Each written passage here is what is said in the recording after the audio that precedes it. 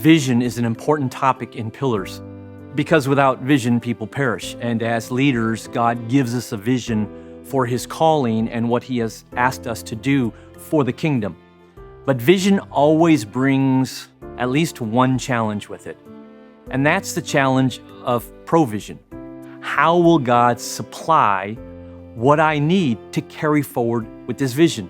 It seems so often in ministry, the needs are always greater than the vision. The needs are always so daunting. Some of you who are watching this right now have very clear, specific needs. You need money, resource, people in order to carry out the vision. And in this session, we're going to look at God's provision. What I'm going to try to do is change a bit of your perspective as the Bible teaches it by using the example of Moses. You and I were very much like Moses. Moses was this young man who had a vision for how God could use him to set the Israelites free. That was what his idea was. And he had this really abundant life. And to understand God's teaching on provision, we have to understand the life of Moses from his identity, which is given to us in Hebrews chapter 11. So let me describe Moses to you, because in some ways, I'm describing you as a leader of vision needing God's provision. The description of Moses starts in chapter 11, verse 23. By faith, Moses' parents hid him for 3 months after he was born, because they saw he was no ordinary child, and they were not afraid of the king's edict. Ministry is not safe. Moses was not safe. When you and I go into ministry and God gives us a vision, there's a measure where it's not safe, highly meaningful, but not safe at all. And we have to understand that when we think about God's provision, because oftentimes we are thinking, God, provide for me in a way that will allow things to be comfortable. And from the very beginning, Moses' life was never comfortable. Look at verse 24. By faith, Moses, when he had grown up, refused to be known as the son of Pharaoh's daughter. Moses turned down status. He wanted status with God, but he didn't need status with man. Oftentimes when we think about the provision for the vision God's given us, we think about, if I only had this status with certain men, if I only had a certain place of influence, that would allow me to get more people or even more money, and I need that status. But Moses' description was he did not have status with other individuals. Status with God was enough for what God needed to provide him. Look at verse 25. He chose to be mistreated along with the people of God, rather than to enjoy the fleeting pleasures of sin. Moses was mistreated, and he was mistreated in a way that was not fair. When you carry out your vision, you will be mistreated, and sometimes it will not seem fair, and it will not seem fair in the area of provision. And you rely on grace, and God's goodness and God's grace. But you can't compare yourself to others and feel like, well, that's not fair. They got this money and I didn't get this money. You will never step into how God wants to provide for you unless you understand this characteristic that you will be mistreated at times, but that's where you rely on God's grace. Look at verse 26. Moses regarded disgrace for the sake of Christ as of greater value than the treasures of Egypt, because he was looking ahead to his reward. Moses knew there would be challenges. He knew that would be there, but in some ways, those challenges he saw as enormous opportunities to see what God might do. Oftentimes, we only look in the natural. We see the treasures of Egypt. If only we could tap into this resource financially or tap into this partnership.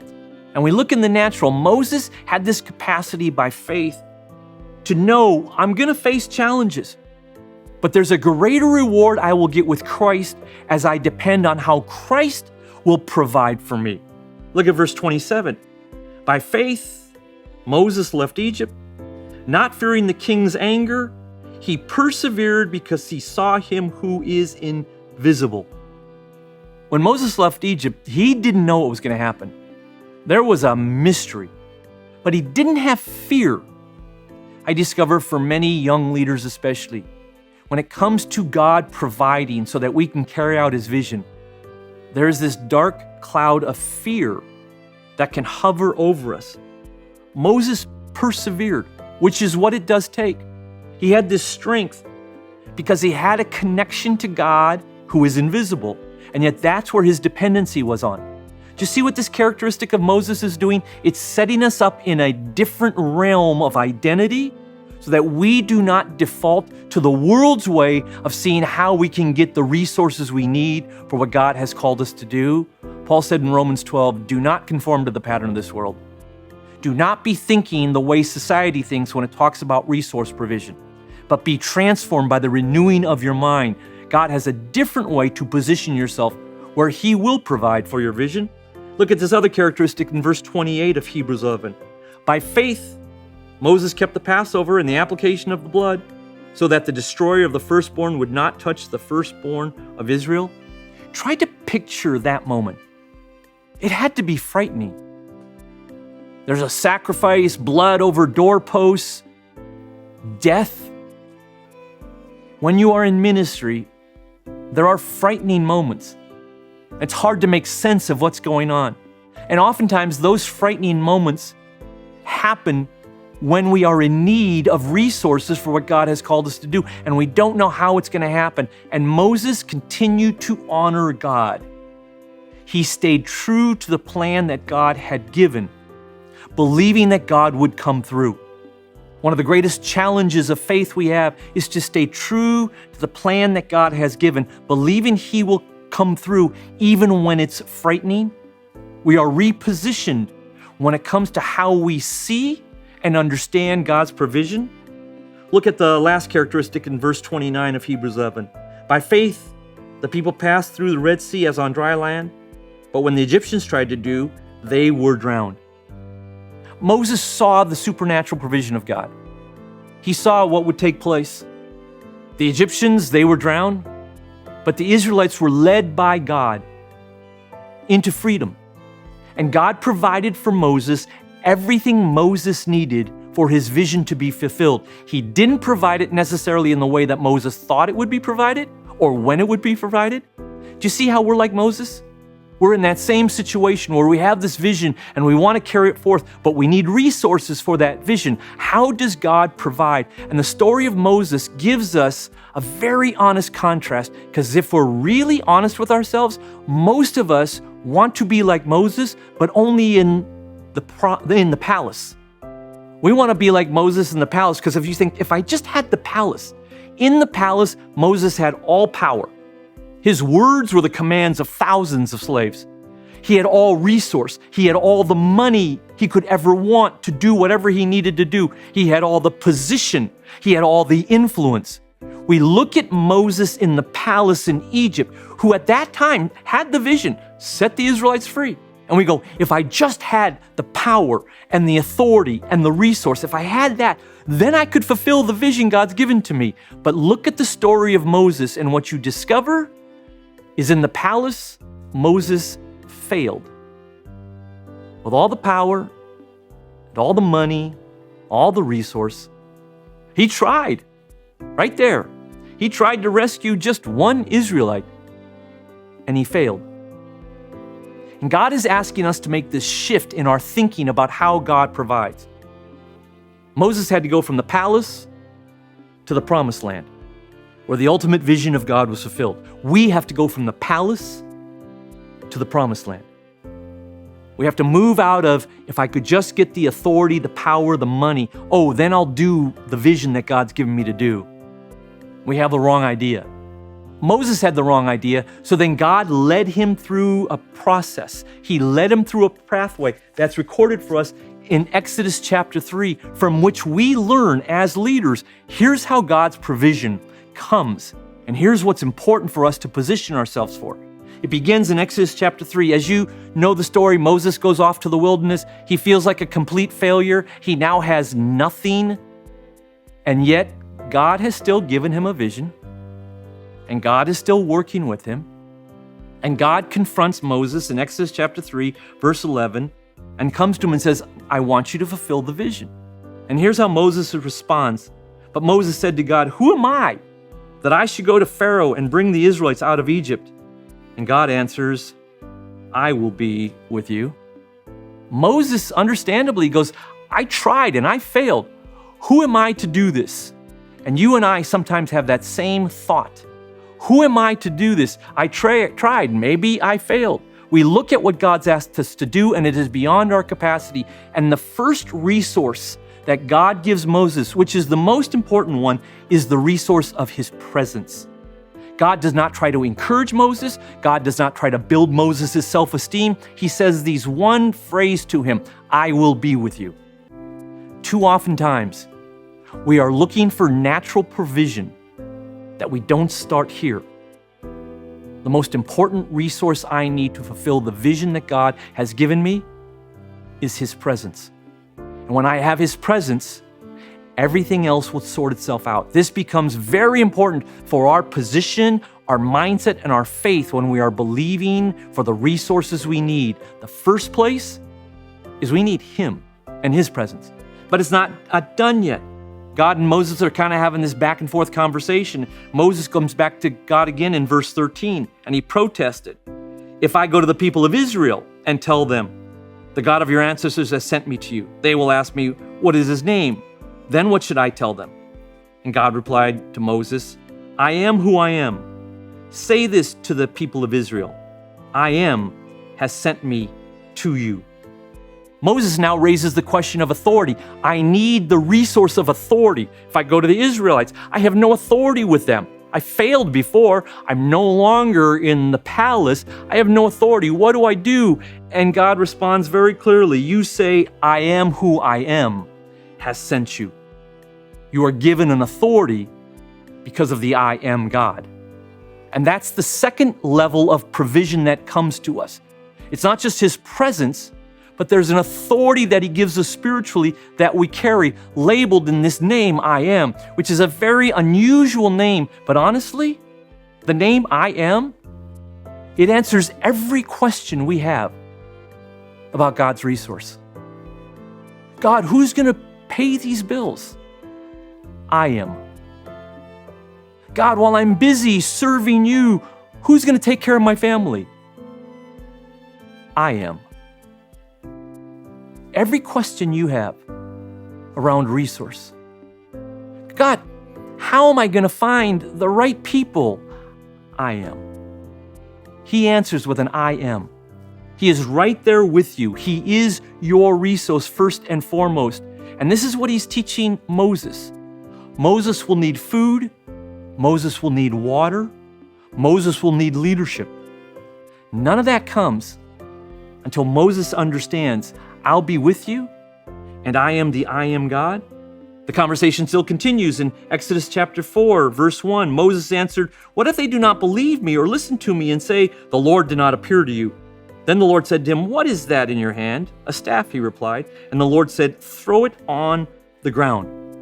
So Moses takes the staff and he throws it on the ground, and you know the story, turns into a snake. God basically is saying, Moses, I'll take care of everything you need. Just use what's in your hand. What do you got in your hand? And Moses says, a stick. And God says, that's enough. That'll work. When you read the story of Moses, you realize that he threw that stick down and it turned into a snake, and it ate all the other snakes. He took that stick, put it over the waters, and the waters parted and they walked into freedom.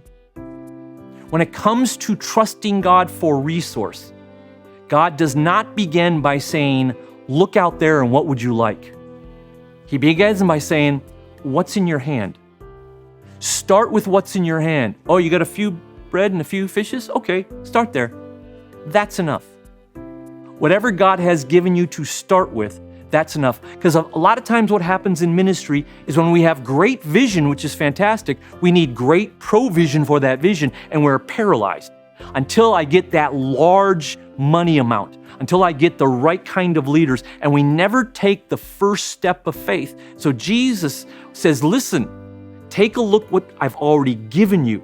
Focusing on what you already have, not on what you don't have, and let what you have start you on fulfilling the vision I've given to you. Then you begin to see additional resources come to you.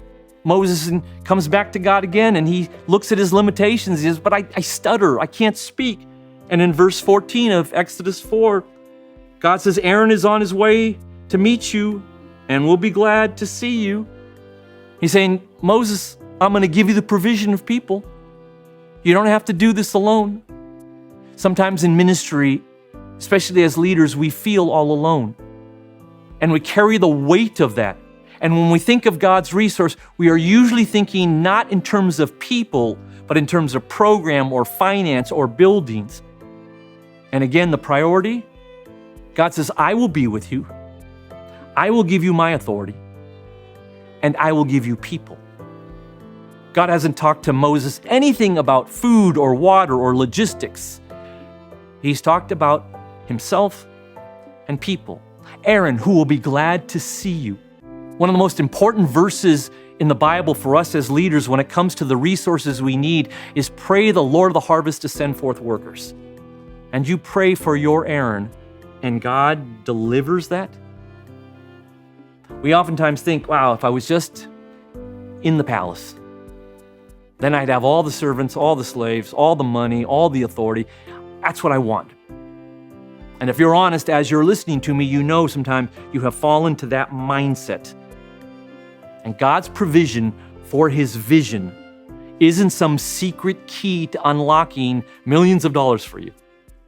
It's about repositioning your mindset and your faith through the model of Moses and saying, no, I'm not going to rely on the palace and the natural circumstances.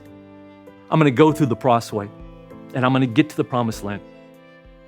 And the provision I need more than anything is I will be with you. The provision I need more than anything is God saying, I am giving you my authority. The provision I need more than anything is an Aaron who will carry with me. Moses changed. The story records it very clearly. He went and started in the palace, but through this pathway, he got to a place of such dependence on the resource of God. It's actually illustrated for us in Exodus chapter 33, where Moses himself is transformed. In verse 15, here's what Moses says to God: if your presence does not go with us, do not send us up from here. How will anyone know that you are pleased with me and with your people unless you go with us? What else will distinguish me and your people from all the other people on the face of the earth? And the Lord said to Moses, I will do the very thing you have asked, because I am pleased with you and I know you by name. Moses was transformed. He went from the palace, I have to get this done for God, I need the resources, to if God's not with me, I don't even want to do it. Because how will people see God? Moses knew that his identity was now simply a reflection of giving glory to God. I know you have a great vision, and I know that that vision needs resources. Make sure you do not fall to the temptation of scrambling in the palace, but put yourself like Moses at the feet of Jesus and trust and know that your life and your ministry is to give him glory. So God's going to do that in some unique ways. And what matters is the faith you have in an I am God who says, I will be with you. Take what's in your hand and begin to fulfill the vision and watch me bring the rest step by step at the right moment where God gets the glory.